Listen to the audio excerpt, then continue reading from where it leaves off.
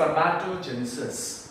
In the male, the spermatogenesis starts at the age of puberty, where the immature germ cells called spermatogonia start producing sperms.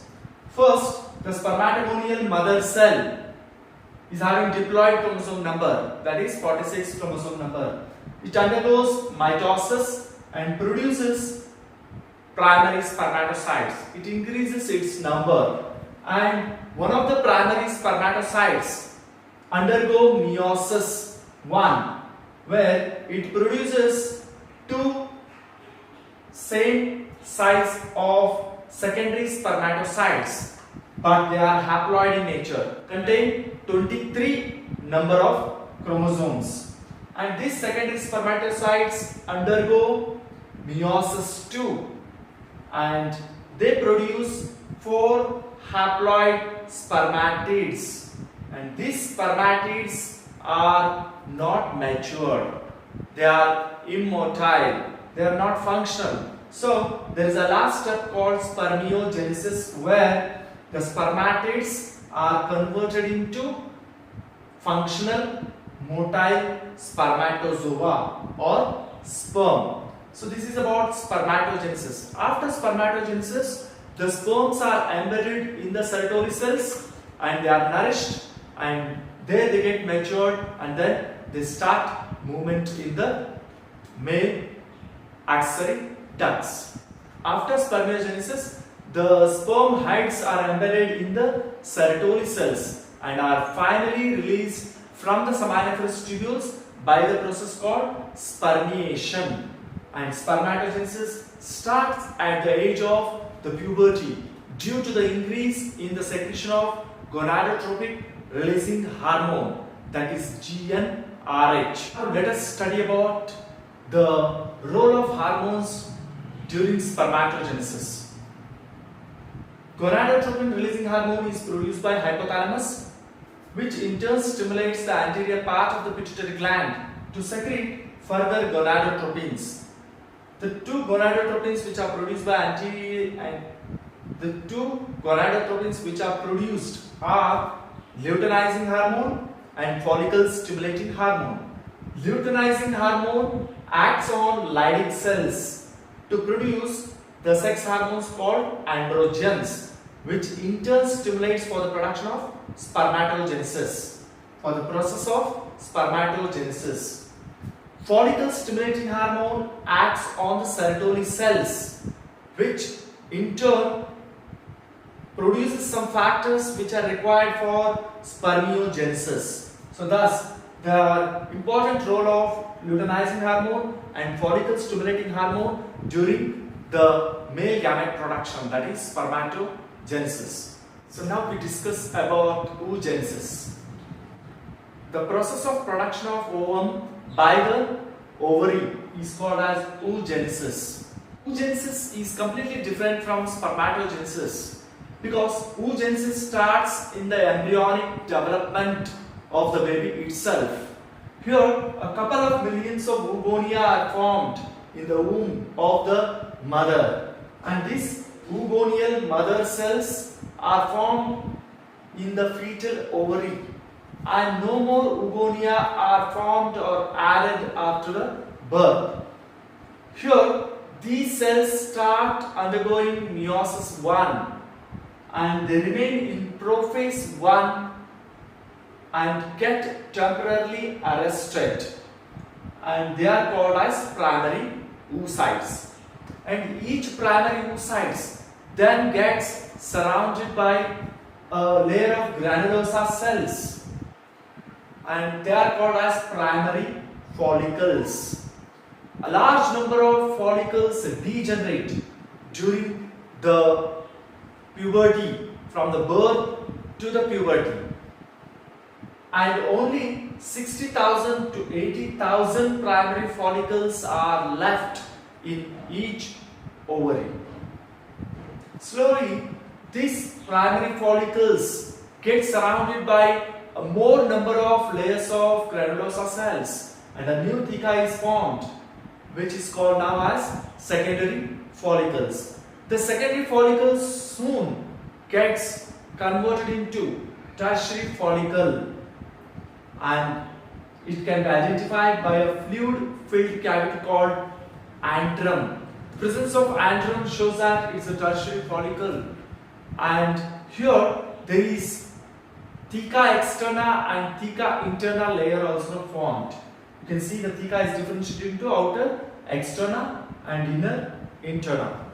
It's very important to note at this point that the primary oocyte completes its meiosis 1 and it forms two cells, one which retains a major amount of cytoplasm, it's called as secondary oocyte, and a small body is formed, it's called as first polar body.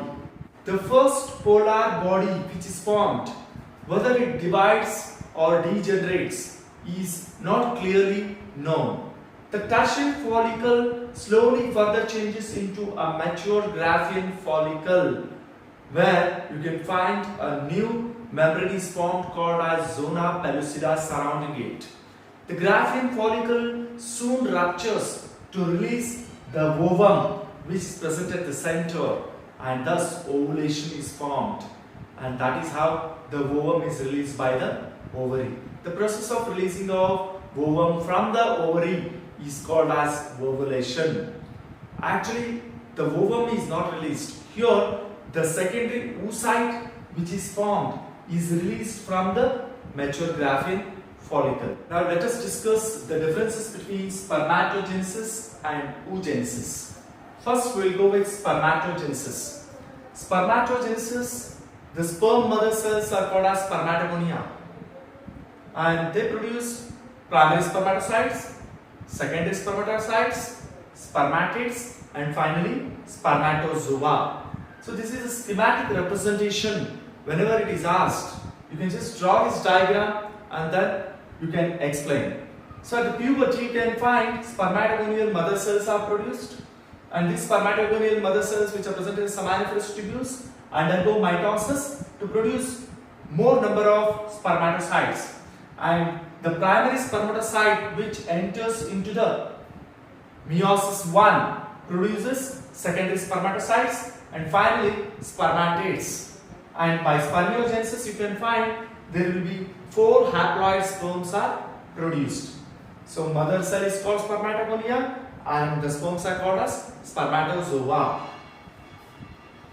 And now we come to oogenesis.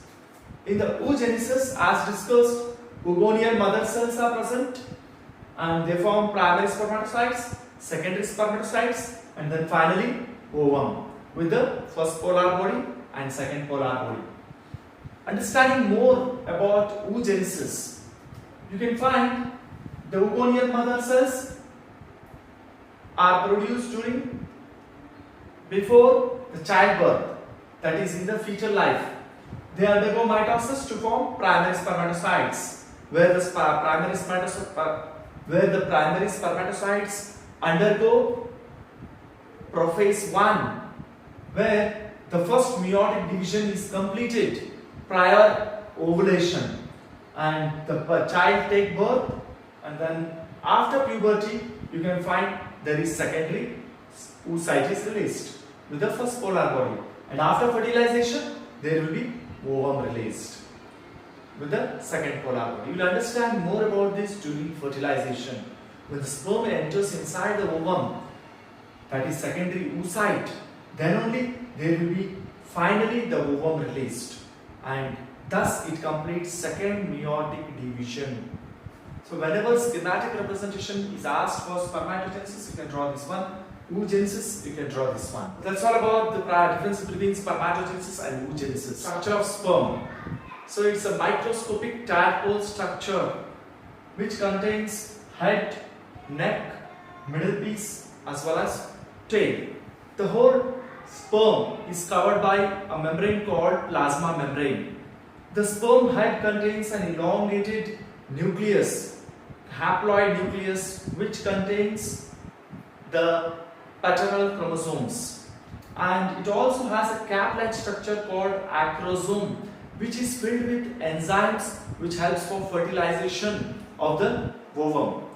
The middle piece consists of numerous mitochondria which helps in producing energy and for the movement of the tail, so which the sperm gets motility, which is very essential for fertilization. So the human male ejaculates around 200 to 300 million sperms, which are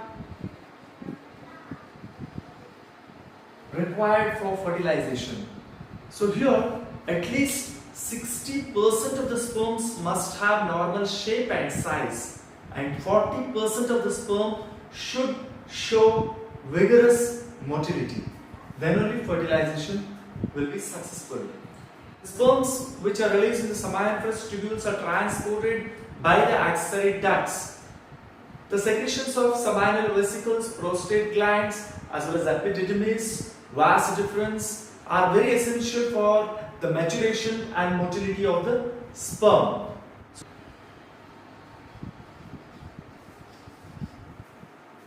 The seminal plasma with the sperm is called as semen.